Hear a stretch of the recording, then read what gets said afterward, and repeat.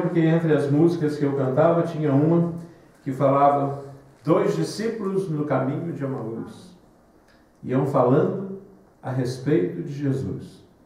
Um viajante deles se aproximou, não perceberam que era o meio Salvador. Eu queria falar sobre isso. Abre a sua Bíblia no livro de Lucas, capítulo 24.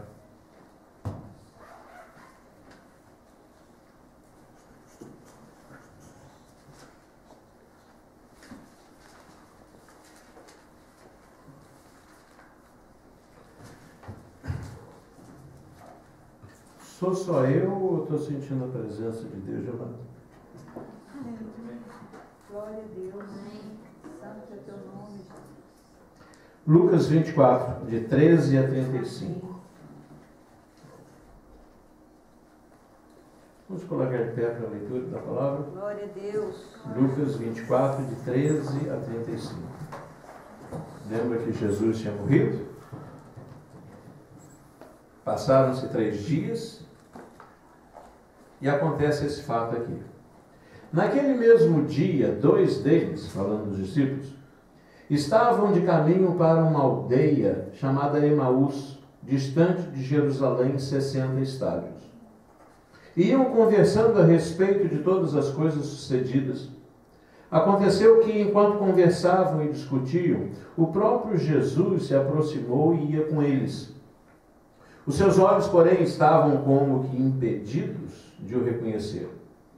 Então lhes perguntou Jesus: que é isto que vos preocupa? E de que ides tratando à medida que caminhais? E eles pararam entristecidos. Um deles, chamado Cleopas, respondeu dizendo: és o único, porventura, que, tendo estado em Jerusalém, ignoras as ocorrências desses últimos dias? Ele lhes perguntou: quais? E explicaram: o que aconteceu a Jesus, o Nazareno, que era varão profeta, poderoso em obras e palavras, diante de Deus e de todo o povo. E como os principais sacerdotes e as nossas autoridades o entregaram para ser condenado à morte e o crucificaram. Ora, nós esperávamos que fosse ele quem havia de redimir a Israel. Mas depois de tudo isso, é já este o 3º dia desde que tais coisas sucederam. É verdade também que algumas mulheres das que conosco estavam nos surpreenderam, tendo ido de madrugada ao túmulo e, não achando o corpo de Jesus, voltaram dizendo terem tido uma visão de anjos, os quais afirmam que ele vive. De fato, alguns dos nossos foram ao sepulcro e verificaram a exatidão do que disseram as mulheres, mas a ele não o viram. Então lhes disse Jesus: ó nécios e tardos de coração, para crer tudo o que os profetas disseram. Porventura não convinha que o Cristo padecesse e entrasse na sua glória? E começando por Moisés, discorrendo por todos os profetas, impunha-lhes o que a seu respeito constava em todas as Escrituras. Quando se aproximaram da aldeia para onde iam, fez ele menção de passar adiante. Mas eles o constrangeram, dizendo: fica conosco, porque é tarde e o dia já declina. E entrou para ficar com eles. E aconteceu que, quando estavam à mesa, tomando ele o pão, abençoou e, tendo partido, lhes deu. Então se lhes abriram os olhos e o reconheceram, mas ele desapareceu da presença deles. E disseram um ao outro: porventura não nos ardia o coração quando ele pelo caminho nos falava, quando nos expunha as Escrituras? E na mesma hora, levantando-se, voltaram para Jerusalém, onde acharam reunidos 11 e outros com eles, os quais diziam: o Senhor ressuscitou e já apareceu a Simão. Então os 2 contaram o que lhes ocorrera no caminho e como fora por eles reconhecido no partir do pão. Que Deus abençoe a sua palavra em nossos corações. Podem sentar.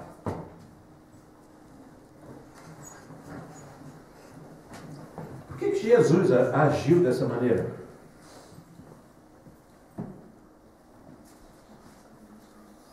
Aparece, mas não se deixa ser reconhecido. E mais ainda, finge que não sabe. O quê? O que aconteceu? Por que vocês estão assim? Você não sabe o que aconteceu? Ele não fala, não sei. Ele fala, por quê?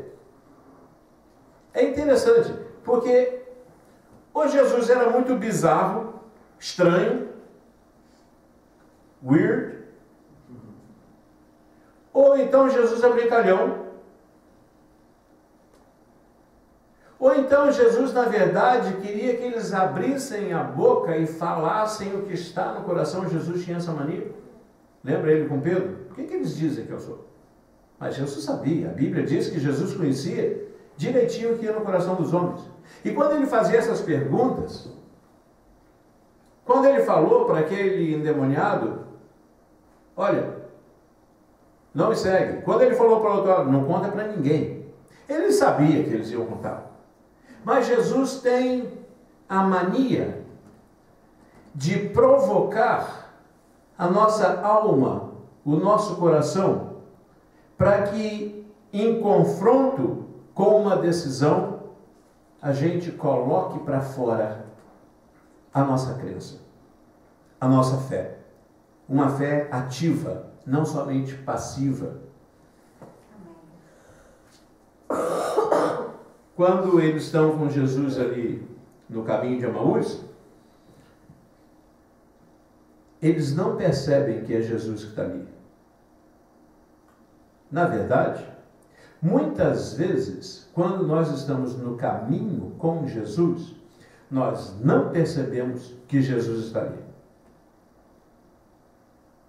Ele tem a maneira, isso Deus gosta muito de fazer isso, ele tem a maneira de revelar, escondendo a revelação dos apóstolos. Se você por acaso aparecesse lá na Palestina 2000 anos atrás e alguém falasse, olha, Deus está na terra, e você não conhecesse Jesus, você ia procurar Jesus em tudo quanto é canto, menos no Gólgota, quase sem roupa, pregado numa cruz, junto com 2 outros malfeitores, aquele que criou o universo, você ia procurar em qualquer lugar. Mas Deus esconde a revelação, aonde a mente, a lógica, o QI, quanto mais alto, mais difícil se torna de se entender. Porque essa razão, essa inteligência, essa sabedoria humana, ele mesmo diz que é demoníaca. E essa sabedoria humana, ela é tão demoníaca que ela vê as coisas de Deus ao contrário. A ponto de dizer para Jesus, você expulsa os demônios por Beelzebul. Eles conseguem ver a coisa de cabeça para baixo. E Deus não é diferente. Porque Deus também revela as coisas de cabeça para baixo. Porque já que é um plano complicado, não seria interessante que os sábios fossem os primeiros a entender e falar, por causa disso e daquilo? Não. Mas Deus revela aqueles que não são. Deus revela os pequeninos. Deus revela pessoas sem conhecimento da vida. Ou então das ciências, ou da história, ou até da própria vivência, quando essa pessoa coloca o coração para entender Jesus. E muitas vezes a gente está no caminho com Deus e a gente não percebe que é Jesus que está ali. E eu dei o nome dessa mensagem de hoje, quando o Espírito Santo traça o mapa. E eu me lembrei de um rally que eu assisti na televisão, em que o motorista, ele é maluco. Eu acho que foi daquele Dakar, Paris-Dakar, mas eles entram numa estradinha, tipo aquela estrada lá de Goiás, daquelas bem do interior, fechada, mas o camarada entra 80, 90, 100 km por hora, o carro já vai torto, na curva já sai reto e olha, e tá que corre, mas ele é o motorista. E do lado dele tem um outro cheio de troço, com um computador, com um mapa, com um monte de coisa, ele vai falando, próxima curva, tanto, aí dá os graus, a velocidade que o outro tem que fazer, e o motorista vai obedecendo o que o indivíduo que está com o mapa fala. O oposto do que acontece comigo e Cleide. Por isso, se eu pedir para Cleide pegar o mapa, a briga já é antes. E está aqui que não me deixa mentir a Nonata. Estava a Nonata, a irmã dela, eu e Cleide em Paris. Gente, mas que estresse a gente conseguir dirigir. Eu resolvi nunca mais vou alugar carro lá, principalmente com Cleide do lado. Porque o problema é o mapa. Mas quando o Espírito Santo é o indivíduo que está do seu lado com o mapa, ele consegue fazer você ir para o lugar certo. E eu e Cleide desistimos de dirigir lá, porque a gente não dá certo essa questão de um dirigir e o outro seu mapa. Mas quando o Espírito Santo é a pessoa do seu lado e que fala, próxima curva, diminui a velocidade. Próxima, aumenta a velocidade, vira para a esquerda, acelera, freia. Ele é o indivíduo que faz o mapa. E você vai acabar participando do que Deus está criando, sem entender que Deus está criando, pensando que você que está dirigindo, e você acaba começando a entender que existem muitas coincidências no caminho. E que aonde você acaba chegando, gente, isso aqui é a linha final. Então, é sobre isso que eu quero compartilhar com vocês. Tem um indivíduo chamado Jonathan Edwards. Ele nasceu em 1703. Foi alguém que escreveu sobre avivamento. E uma das pessoas que aprendeu muito com ele é o John Piper. E ele já tem escrito alguns livros, ou dado várias palestras, muita gente gosta do Piper, mas ele se inspirou muito em Jonathan Edwards. É o indivíduo na igreja, na história da igreja, que mais escreveu sobre avivamento. E a gente às vezes confunde o que é avivamento. Quando Jesus veio à terra, Israel estava doente. Em Isaías tem uma passagem que diz: não continueis a trazer ofertas vãs. O incenso é para mim abominação. E as luas novas e os sábados e a convocação das assembleias, não posso suportar iniquidade, nem mesmo a reunião solene. Israel, o povo que recebeu a palavra de Deus, era uma nação espiritualmente doente. Houve 400 anos de silêncio de Deus. Não existia o Espírito Santo, a presença de Deus junto com o povo, como antes Deus fez. Com a coluna de fogo, com a nuvem, durante o dia. Não existia o Espírito Santo no outro banco, com o mapa, falando para Israel, vai por aqui, vai para ali. Porque há muito tempo, diz Deus, vocês me viraram as costas e não o rosto. Vocês quebraram a aliança. E com isso Israel ficou doente. Espiritualmente doente.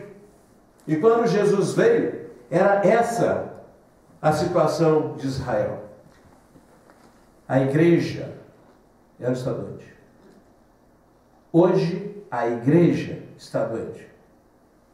Do mesmo jeito de Israel. E eu entendo a igreja, uma grande parte, não aquela santa, pura, imaculada, mas aquela que se chama igreja, é como se ela estivesse na UTI e brigando uma com a outra, falando da minha UTI é de 5 estrelas, e a sua? Eu tenho 3 enfermeiras particulares. Sabia que meu defibrilador, ele é digital? A minha CTI é mais, eu tenho um avião CTI. E o povo vive na morte, sem a presença do Espírito Santo dirigindo, e vão para caminhos que não tem nada a ver com o corpo de Cristo, e acham, como Israel, que estão fazendo a vontade de Deus.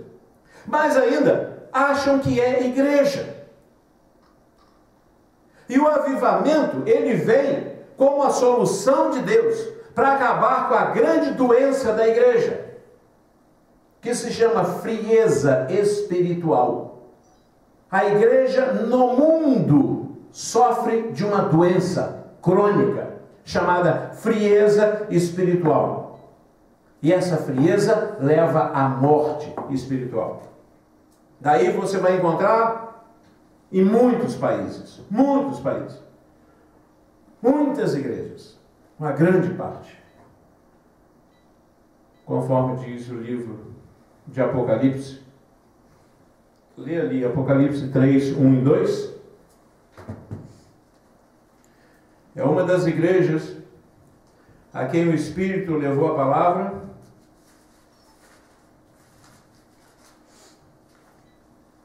E diz assim: ao anjo da igreja em Sardes, escreve: estas coisas diz aquele que tem os 7 Espíritos de Deus e as 7 estrelas. Conheço as tuas obras, que tens nome de que vives e estás morto. Sê vigilante e consolida o resto que estava para morrer, porque não tenho achado íntegras as tuas obras na presença do meu Deus. É isso que acontece na igreja hoje. E parece que a gente se acostuma a viver com os vícios de pecado da igreja, com a nova forma de cristianismo mundanizado que existe na igreja, com a briga de poder, com a disputa para ver quem tem mais membro, quem tem mais dinheiro, quem faz mais catedral.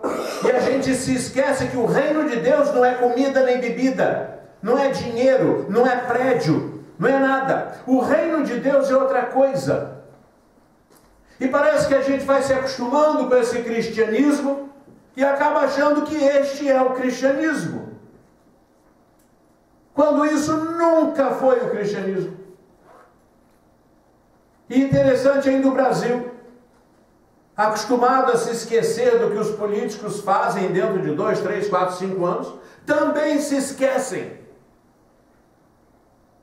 do que pastores e igrejas fazem em nome de Deus, quando Deus não tem nada com isso. E parece que chegou numa terra de ninguém, onde vale tudo. Não gosto daquilo, mas cada um tem direito de pensar. A gente tem que respeitar a todos. E a gente se esquece que a igreja está doente. E olha, quem escreve sobre isso é o Edwards, em 1700. Então parece que essa questão da doença da igreja não é alguma coisa de agora, porque nós acabamos de ler em Apocalipse sobre a igreja de Sardes e era a mesma coisa. E é o Espírito Santo falando: eu conheço as tuas obras, você tem nome de que vive, mas você está morto. Então existem igrejas que têm nome de igreja, mas não são igrejas. Porque a igreja é o corpo de Cristo, e o corpo de Cristo é uma igreja vencedora, santa, pura, imaculada, apresentada limpa pela palavra a Deus por Jesus. Ele é o cabeça, e se ele é o cabeça e já não morre, aquilo que está ligado no corpo dele é vitoriosa. Por isso que ele diz: nós somos mais do que vencedores. A igreja é uma igreja triunfante e vitoriosa. O grande problema é o joio que está do lado e que se chama igreja, e muitos, porque querem ser politicamente corretos, não apontam o dedo como o profeta deve fazer e falar: isto é errado. Não é assim que está aqui na Bíblia. A cura é a pregação da palavra de Deus que fala ao coração. A cura é a pregação da palavra de Deus que fala ao coração. Porque você vê todo tipo de pregação hoje.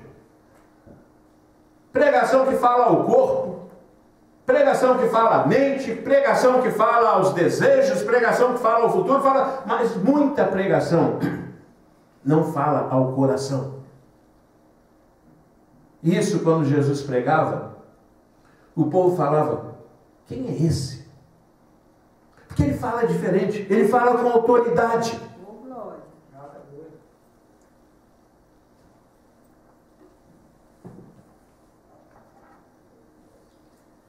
E a autoridade, exousia, no grego, é aquele status, é aquela posição em que você é colocado.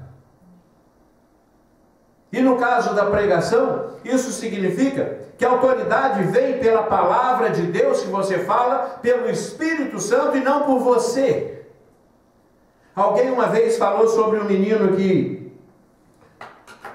numa encruzilhada na Inglaterra, na época que ainda existia aquele guardinha que ficava parando o trânsito, houve um desastre, o guarda teve que descer daquela guarita e o trânsito ficou totalmente engarrafado. E o garoto, devia ter uns 13, 14 anos, voltando da escola, teve uma ideia. Ele subiu na guarita, levantou a mão, todos os carros pararam. Ele gostou do poder que ele tinha ali em cima da guarita, mandou os carros passarem aqui, esses passaram, aqueles... E ele ficou então coordenando o tráfego ali por uns 10 minutos. O policial voltou, assumiu e ele saiu. Mas a pergunta é, por que os carros pararam? O garotinho, ou o adolescente, ele tinha autoridade? Não. Ele tinha o conhecimento, a habilidade, capacidade? Não. Mas ele subiu num local de autoridade. E é o local que deu a ele o poder de parar os carros ali. A autoridade da palavra de Deus não é para quem abre a boca e fala. A autoridade da palavra de Deus é dada pelo Espírito Santo por quem ele fala. E é o Espírito que escolhe. E o Espírito não escolhe falar contra ele mesmo, nem falar contra a própria palavra. O Espírito testemunha das palavras de Cristo. Ele vai falar a mesma coisa que Jesus falou. E se o Evangelho é adulterado, é falado de maneira diferente, ali não está o Espírito de Deus. Não tem que reinterpretar a Bíblia, não tem que atualizar a igreja. E como um outro dia nós falamos, nós temos que ser relevantes como igreja na cultura. Temos que ter a capacidade de falar o grego com o grego, o romano com o romano, o judeu com o judeu, falar com o mendigo como mendigo, falar com o viciado como viciado, mas sem jamais comprometer a palavra de Deus, porque ela tem um poder de modificação. A palavra de Deus é o poder de Deus para transformação. E se você quer ser relevante à sociedade de tal maneira que se torne tão relevante e fique sendo parte dela, você deixa de ter o poder transformador do Evangelho. Então, você tem que ser, de um lado, completamente acessível, mas do outro lado, completamente fiel à palavra de Deus, sem comprometer a verdade. Caso contrário, não é mais a palavra de Deus. O método é a pregação que fala ao coração. O método é a oração persistente.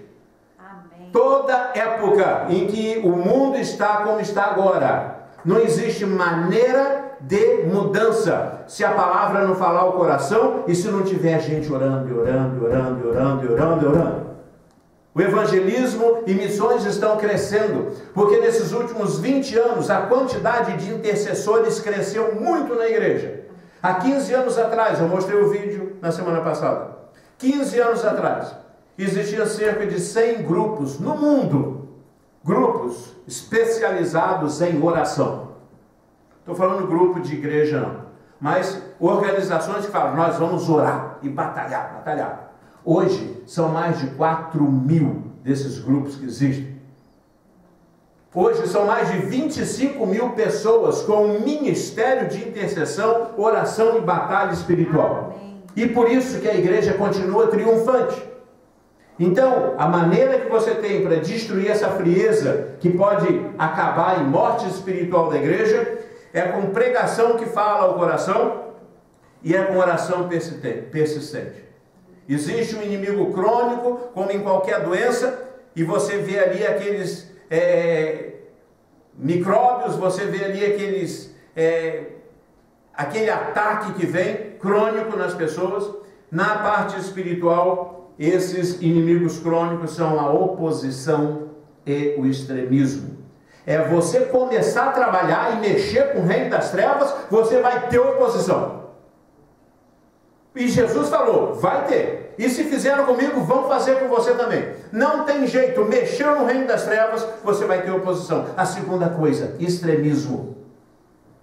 Quando você começa a ser bem relevante e começa a mexer com o reino das trevas, ganhando isso, aquilo outro, ganha os pobres, ou ganha as viúvas, ou então os mendigos, ou os viciados, ou os encarcerados, ou então os países que não têm igreja, você vai começar a ver gente extremista se meter ali e trazer aqueles demônios da religiosidade que vão destruir, a coisa deixa de ser da graça, a coisa deixa de ser de Deus e se torna agora um troço religioso, extremista, fundamentalista, não no sentido da ortodoxia bíblica e de você acompanhar o que a Bíblia diz, mas regras e preceitos de homens que enchem o coração da pessoa de um monte de coisa, pode, não pode, faz, não faz, e transformam a graça de Deus, a misericórdia de Deus, o perdão, a longanimidade, em aquela lista de fardos que esse povo tem que carregar, e isso é o extremismo. Toda vez que a gente começa a mexer com as coisas do inferno, então você vai ter oposição, ou vai ter grupos extremistas vindo junto com você e disfarçados de ovelhas, na verdade, são lobos. Os remédios que você usa para acabar com essa frieza espiritual são corações iluminados pela espiritualidade. Corações iluminados pela espiritualidade. Não são mentes iluminadas, são corações. E coração é a junção do seu ser interno, do seu homem interior. É a sua mente, é o seu espírito, sua alma, é o seu temperamento, é a sua personalidade, é todo o ser interior iluminado. Iluminado quer dizer que não anda nas trevas, anda na luz, e a luz é de Cristo. E foi iluminado para que você possa enxergar não só aonde você vai, mas iluminado com espiritualidade. E espiritualidade não é religiosidade. Espiritualidade é viver no Espírito. E a maneira que se vive no Espírito é dos frutos do Espírito. É a mente de Cristo em você. Quanto mais você tem a mente de Cristo, mais espiritual você é. O espiritual não é o que levanta às 4 da manhã para orar. O espiritual é que durante o dia inteiro fala com Deus. O espiritual não é aquele que não veste essa roupa, ou não veste aquela cor, ou bota chapéu, ou não bota chapéu. O espiritual é aquele que perdoa quem te bate uma vez, 2 vezes, 3 vezes, 4 vezes, 70 vezes 7, você perdoa, porque isso é bíblico. Amém. Esse é o espiritual. O espiritual é aquele que ama e não quer nada em troca. O espiritual é o que diz, convém que ele cresça e que eu diminua. Isso é espiritual, é ter a mente de Cristo. E isso é o remédio. Esse é o remédio que Deus usa para desfazer a frieza espiritual, que pode levar muitos à morte espiritual. E o resultado, não fui eu que inventei isso aqui não, hein? Eu estou citando Edwards, Jonathan Edwards, de 1700 e tanto. Essa é a listinha que ele deu. Ele falou, o resultado é o avanço em missões por uma igreja entusiasmada por Deus. Gente, o evangelho nunca mudou. O que tinha na época de Cristo, tinha na época do Jonathan Edwards, e tem hoje a mesma coisa. O resultado de quando você com o coração entusiasmado, espiritualmente aceso, orando, sem cessar, pregando uma palavra que fala ao coração, o resultado é missões. Um avanço de missões por uma igreja entusiasmada por Deus. Na igreja entusiasmada por eventos, nem por grandes conjuntos e grandes cantores e grandes coisas ou congressos. É uma igreja entusiasmada com Deus, com as coisas de Deus. E às vezes, para fazer um sermão, eu prefiro colocar uma música que a Beth gravou no Xingu, com um grupinho de umas 10 crianças indígenas lá, cantando na língua delas. porque eu sinto a presença de Deus, do que de um grande evento com um grande cantor. Eu não tenho nada contra os cantores se tornarem grandes ou serem grandes, que sejam grandes para Deus, mas eu consigo ver a presença de Deus naquelas coisas que Deus está. E você consegue perceber, olha Deus aí, escondido nos índiozinhos. Olha Jesus aí no caminho de Emaús. Amém. Andando com eles, eles não percebem. E para terminar, eu gostaria de ler do livro de Mark Shaw. O nome do livro é Lições de Mestre, página 129. A história de a igreja e o corpo de bombeiros. Bem rapidinho. Em uma região rica de Washington, duas estruturas contrastantes podem ser vistas lado a lado. A primeira revela uma igreja local completa, com sua torre iluminada, jardim de grama bem aparada e membros ricos. A segunda é uma velha sede do Corpo de Bombeiros, recentemente transformada em abrigo para os sem-teto, administrada por uma outra igreja da mesma cidade. A igreja local se opõe ao ministério no antigo prédio do Corpo de Bombeiros, porque seus membros não queriam determinado tipo de pessoas se reunindo ao lado de sua igreja. Passe pela igreja na manhã de domingo e você verá rostos sorridentes, de pessoas convivendo socialmente e escutando com educação sermões bem preparados. Passe em frente à velha sede do Corpo de Bombeiros e você verá homens recém-barbeados, reunidos em círculos, fazendo um estudo bíblico sério sobre a vida nova em Cristo.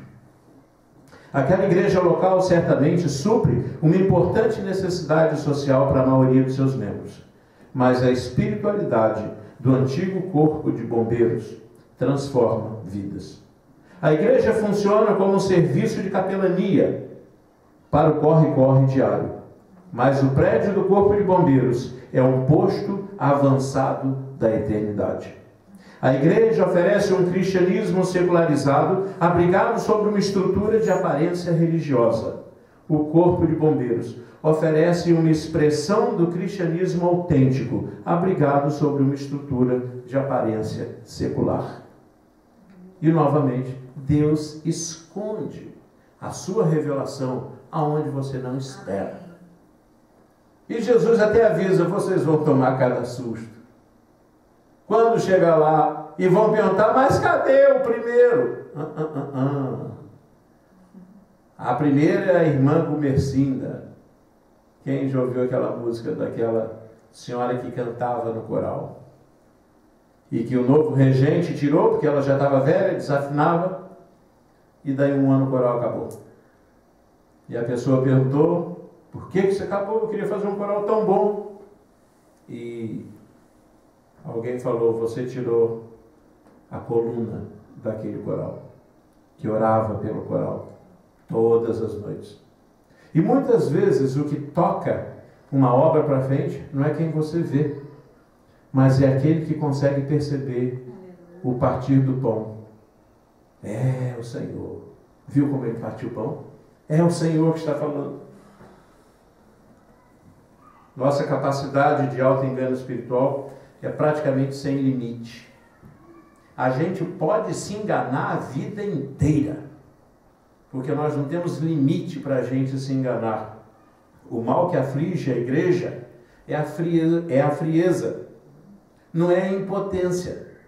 A igreja é potente, mas ela é fria. Então a gente tem que trabalhar na doença da igreja, que é essa frieza. Frieza espiritual, falta de entusiasmo em relação a Deus e coisas espirituais, é a doença que o verdadeiro avivamento vai curar. E avivamento não é empolgação nem barulho. Avivamento é avanço em missões através de uma igreja entusiasmada com Deus, Qualquer coisa que Deus coloca a mão, qualquer coisa que Deus fala, qualquer coisa que Deus aponta, a igreja fica entusiasmada, cheia de fogo, e é isso que eu quero fazer, é isso que eu quero me envolver, é isso, ou esse é o caminho que eu vou. Aí a gente consegue ver Jesus no caminho de Emaús. Vamos colocar de pé.